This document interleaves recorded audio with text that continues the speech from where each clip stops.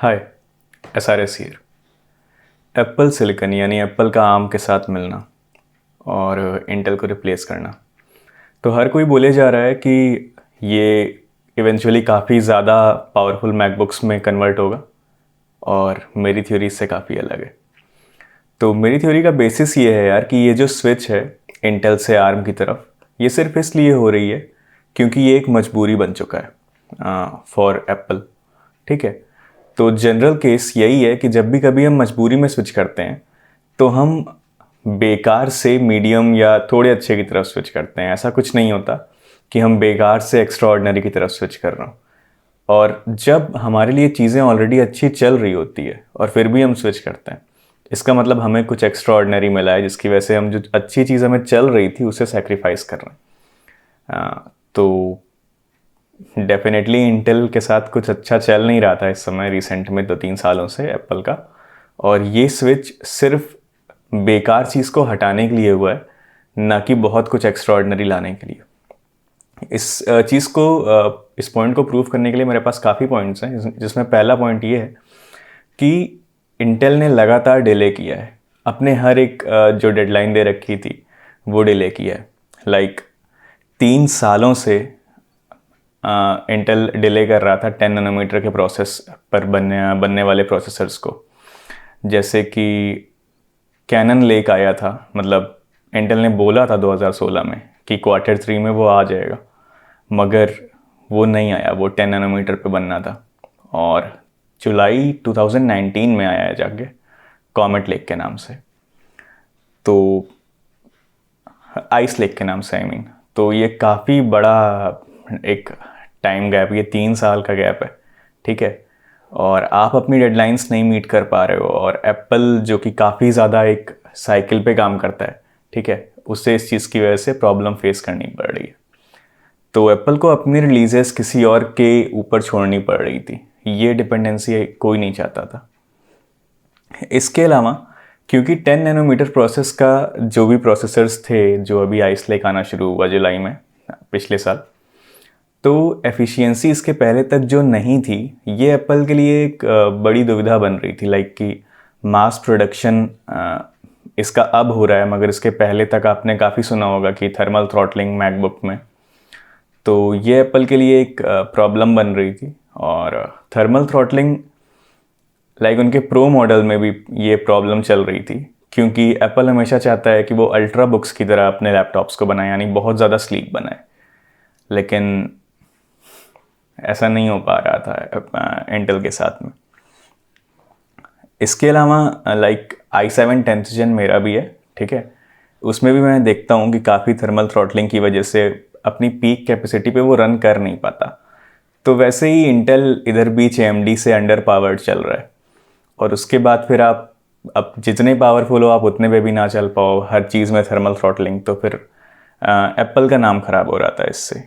वो पतले और नॉइसलेस, मतलब कॉम्प्रोमाइज़ था वहाँ पे, या तो वो पतले और नॉइसलेस बना सकते थे या तो वो पावरफुल बना सकते थे, और दोनों को एक साथ इंटेल नहीं कर पा रहा था। अगला हमारा फैक्ट है एडवर्टाइजमेंट्स पर। जैसे कि आपने देखा होगा कि सैमसंग या कोई कंपनी एप्पल को बैश कर रही है या ट्रोल कर रही है, कंपेयर कर रही है, मगर एप्पल कभी ऐसा कुछ नहीं करता। मैं एप्पल का कोई फ़ैन बॉय नहीं हूँ, ना ही मुझे एप्पल पसंद है, मगर सिर्फ मैं एक बात बता रहा हूँ कि लाइक एप्पल का सिंपल सा फंडा है कि वो काफ़ी सिंपलिस्टिक है। वो ट्विटर पर भी अपनी कोई पोस्ट डालता है और उसे डिलीट कर देता है जैसे ही उसकी ज़रूरत ना हो। उसका ट्विटर पूरा खाली ही रहता है हमेशा।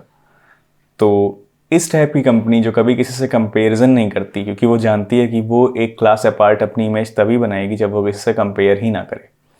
ठीक है, तो ऐसी कंपनी के पास जब i5 10th Gen suppose 1.5 lakh में आएगा और Xiaomi उसे 50,000 में निकालेगी, तो कंपैरिजन का एक बेसिस मिल जाता है लोगों को। लाइक एप्पल अभी अपने आईफोन्स में अगर स्नैपड्रैगन 865 ले आए फॉर अ पर्टिकुलर प्राइस, तो आपके पास कंपैरिजन का एक बेसिस मिल जाएगा कि यार देखो इसमें इतना है, इसमें इतना है। और इस तरीके से जैसे कि आप 64 मेगापिक्सल कैमरा और 12 मेगापिक्सल कैमरा को कंपेयर नहीं करते हो, आपको पता है फ्लैगशिप्स के 12 मेगापिक्सल ज़्यादा अच्छी फ़ोटो खींच रहे हैं, तो इस बेसिस पे आप कंपेयर नहीं करते हो। तो इसी तरीके से आप इसको कंपेयर नहीं कर पाओगे। हालांकि यहाँ पे भी हम कंपेयर नहीं कर सकते दोनों के i5 10th Gen को, मगर हाँ एक बेसिस बन जाता है, तो उससे डेफिनेटली एप्पल बचना चाहता है। और धीमे धीमे जिस तरीके से सॉफ्टवेयर ऑप्टिमाइजेशंस होती चली जाएंगी, जिस तरीके से आईफोन्स काफ़ी बेटर होते चले गए ओवर टाइम और काफ़ी फास्ट हैं, तो वो स्नैपी नेचर हमें क्या पता कि कम पावरफुल प्रोसेसर्स में भी मिलने लगे मैकबुक्स में। जो परफॉर्मेंस पर वॉट है वो तो डेफिनेटली बढ़ेगा ही आर्म लाइनअप की वजह से। और इसके अलावा यार तीसरा पॉइंट ये है कि जैसे Dell, HP, Lenovo, Acer, Asus, ये सब जितनी कंपनीज़ हैं, इनसे एप्पल को compete करना पड़ता है ताकि वो नंबर 1 प्रायोरिटी ले सके, मतलब इंटेल की। आई मीन कि वॉल्यूम्स बहुत बढ़ाने पड़ते हैं अपने मार्केट की, ताकि इंटेल आपको नंबर 1 प्रायोरिटी दे। और भी चीज़ें करनी पड़ती है, फ्यूचर के कोलैबोरेशंस को ध्यान में रखना पड़ता है, ठीक है। लेकिन इस तरीके से ये सारी जो प्रॉब्लम्स हैं ये एप्पल के लिए ख़त्म हो जाएंगी।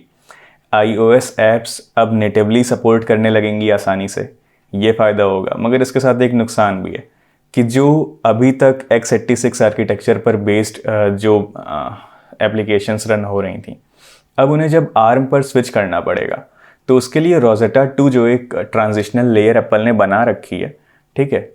तो कोई कितना भी कह ले कि ये बहुत ज़्यादा मतलब फास्ट है और कोई प्रॉब्लम नहीं है, मगर मेरे हिसाब से यार पूरा पूरा एक ट्रांजिशन एक सिस्टम से x86 से ARM पर करना और ये लेयर पता ही ना लगना, ये एकदम ही मतलब अननोटिस निकल जाना, ये काफ़ी मुश्किल है। कुछ ना कुछ डिले तो होगा ही और थोड़ा ज़्यादा पावर का यूज़ भी आएगा, ठीक है। तो यही चीज़ मैं समझाना चाह रहा हूँ यार कि ऐसा कुछ नहीं है कि ये बहुत ज़्यादा पावरफुल मैकबुक्स में आने वाले फीचर में 1-1.5 साल में कन्वर्ट होगा। मेरा पर्टिकुलर गेस यही है कि लाइक आईपैड प्रो की जो मॉडिफाइड चिप्स होंगी, एप्पल A14 की जो मॉडिफाइड चिप्स होंगी, यही सब आने वाले 1.5-2 सालों में मैकबुक्स में यूज़ हो सकती हैं। कुछ भी ग्राउंड ब्रेकिंग नहीं होने वाला है। आपकी परफॉर्मेंस और एफिशिएंसी बढ़ेगी, लेकिन एक बैलेंस्ड वे में बढ़ेगी, इस तरीके से नहीं जिस तरीके से सभी लोग इसे हाइप कर रहे हैं। और डेफिनेटली आईफोन्स के लिए तो पावर हाउस होगा, लाइक कॉर्टेक्स X1 वाले वीडियो में भी मैंने बोला था। लेकिन मैकबुक के लिए ऐसा नहीं होगा और मैं इसके लिए शर्त भी लगा सकता हूँ। और इसके अलावा यार पिछले किसी वीडियो में मैंने आपको ये गेस किया था और बताया था, शायद सॉफ्ट बैंक वाले, कि आर्म को जो वावे है, एप्पल है, सैमसंग है, इनका ख़रीदना थोड़ा मुश्किल है, क्योंकि जो रेगुलेटरी स्क्रूटनीज़ हैं वो इतनी आसान नहीं है इनके लिए। और एनवीडिया का ख़रीदना इस वजह से ज़्यादा आसान था, और एनवीडिया ने ही अल्टीमेटली ख़रीदा। तो ये एक दूसरी अफवाह है जो हर जगह उड़ी जा रही है, और इस पे मेरा यही टेक है यार कि 1.5-2 साल में ऐसा कुछ ग्राउंड ब्रेकिंग नहीं होने वाला है। एप्पल सिलिकॉन में ऐसा कुछ भी खास नहीं होने वाला है, ठीक है। आपको सिर्फ एफिशिएंसी बेटर मिलेगी, that's it. This is been it, SRS here, bye.